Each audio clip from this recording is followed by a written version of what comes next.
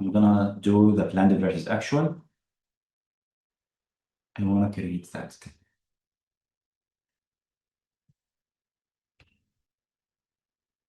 I will choose the cluster bar chart.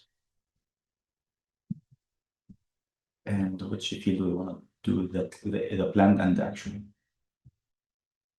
By the way, I'm giving an example for cost based on early distribution, but you can change it to any field of your choice. So it's the cumulative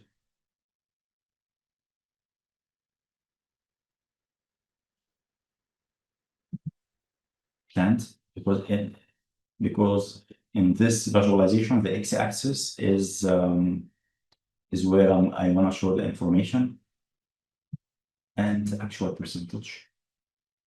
The actual percentage cost, that's my cumulative. The cumulative earned value divided by budget total cost.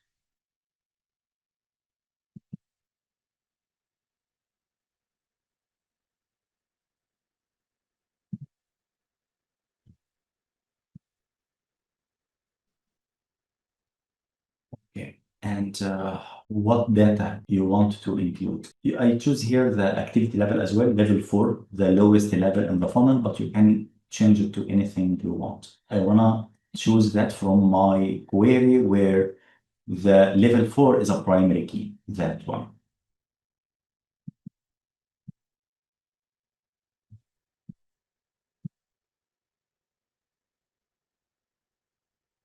Again, I have like 400 millions or something because I did not apply any filters. So Power BI will sum everything they see, but I want to filter only a specific data date. I'm gonna copy the filter. Choose not to sync it.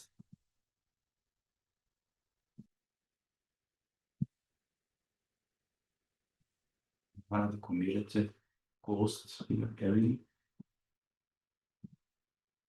And it's the actual percentage. I think because I compared the blended percentage of labor units by actual percentage of cost. Actual percentage cost. Okay, perfect. I want to also show the data labels.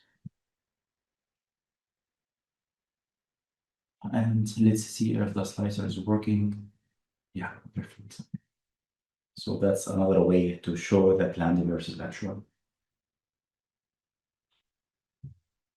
I can also take any visualization, like for example, planned versus actual. I will take that copy.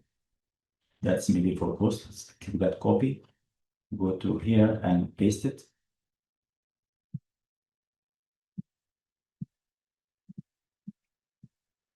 If I click on snapshot, you will see that visualization updated as per my selection. So everything is interactive. You can really play around as much as you want. And I can click over it again, and you can see the charts updated. If I look at slab work and the preparation, you can see the planned versus actual, right? You know there is a delay, but it doesn't answer all the questions that I want to ask. The next logical question is it significant? Is that activity significant?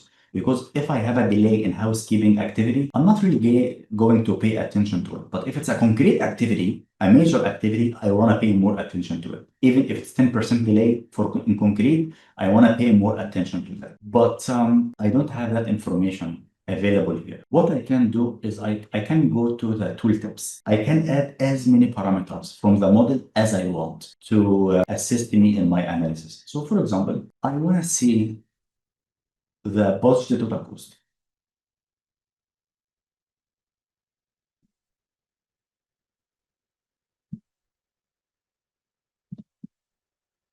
I want to also see the variance cost, how much money I am falling behind.